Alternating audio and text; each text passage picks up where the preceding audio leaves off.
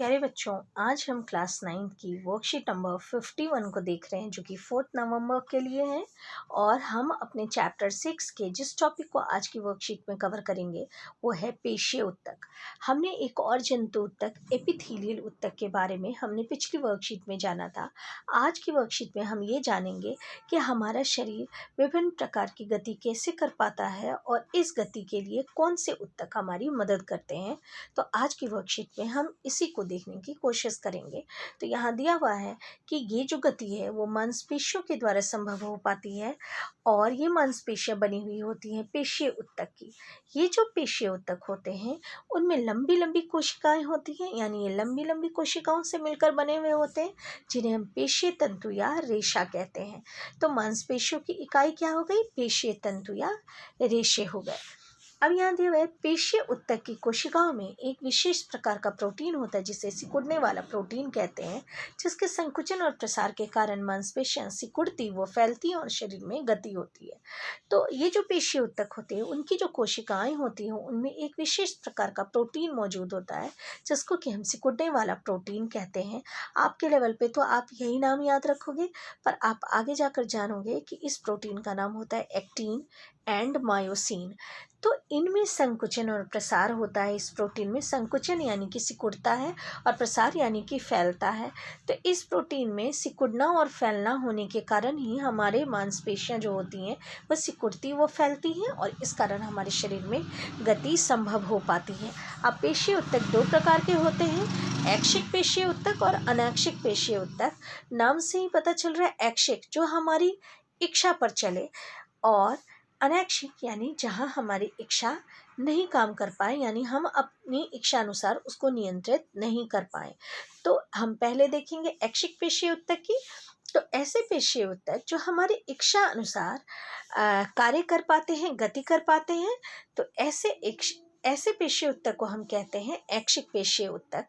अब ये जो पेशीय ऊतक होते हैं वो हड्डियों से यानी कि अस्थियों से जुड़े हुए होते हैं, इसीलिए इस पेशीय ऊतक को हम कंकाल पेशी भी कहते हैं।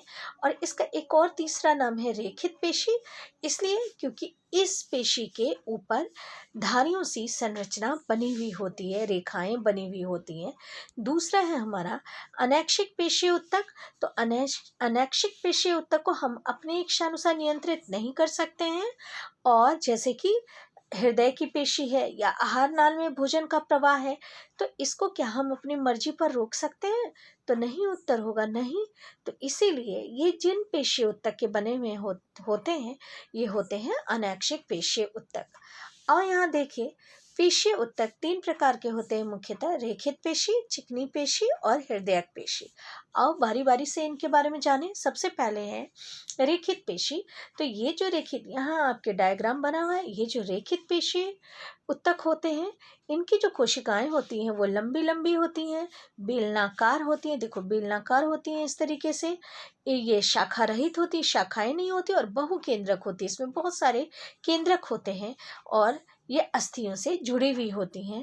अब इसके पार्श्व में इसके ऊपर एक हल्के गहरे रंग की धारियां होती हैं और इसी कारण इनको हम रेखीय पेशी भी कहते हैं। अब और ये सारी अस्थियों से जुड़ी हुई होती हैं, अभी आपको बताया, इस कारण हमारे शरीर में क्या होता है? गति हो पाती है। दूसरा है चिकनी पेशी। तो ये जो चिकनी पेशी होती हैं इनके जो ऊतक होते हैं लंबे होते हैं, ये देखो लंबे होते हैं, शाखा रहित होते हैं और इनमें एक ही केंद्रक होता है और ये ऊपर और नीचे तुर्क रूपी होती है, यानी सिकुड़ी हुई होती है। इस तरीके की संरचना होती है जिसको कि हम स्पिंडल शेप्ड भी कहते हैं। इस तरीके से बनी हुई संरचना होती है। आप देखो यहाँ दिया भी हुआ है। तो ये जो पेशीय ऊतक होते हैं ये पेशीय ऊतक हमारी इच्छा पर कार्य नहीं करते, इसीलिए ये क्या हो गए, इसीलिए इनको हम कहते हैं अनैच्छिक पेशीय ऊतक। और ये अनैच्छिक पेशीय ऊतक जो होते हैं इनके ऊपर धारियों जैसी संरचना नहीं होती, इसलिए इन्हें हम चिकनी पेशी भी कहते हैं। और ये हमारे आंतरिक अंग जैसे श्वास नली, आमाशय आदि को बनाने का कार्य करते हैं। उसके बाद है हृदयक पेशी। ये पेशी हमारे हृदय में मौजूद होते हैं और ये यहाँ बना हुआ है। और ये कैसे होते हैं?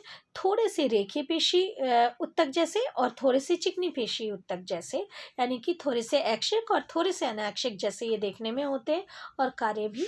तो यहाँ देखो ये होते हैं कैसे, बेलनाकार होते हैं, इनमें शाखाएं होती हैं, पर इसमें एक ही केंद्रक उपस्थित होता है और यह जीवन भर बिना थके लयबद्ध होकर फैलता और सिकुड़ता रहता है, जिस कारण के हृदय को ये गति मिल पाती है।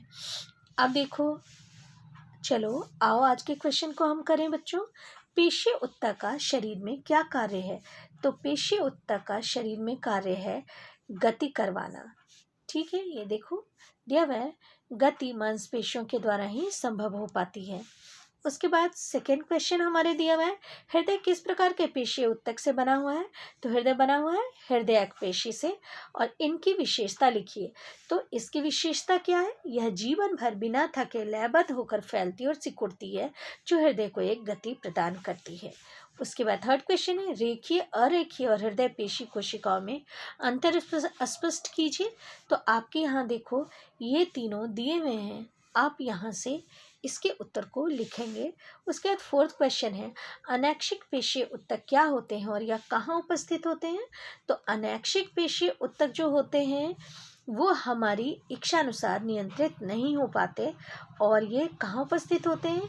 तो ये होते हैं हमारे हृदय की पेशी या आहार नाल या श्वसन तंत्र में मौजूद होते हैं। इस तरीके से बच्चों आज की आपकी वर्कशीट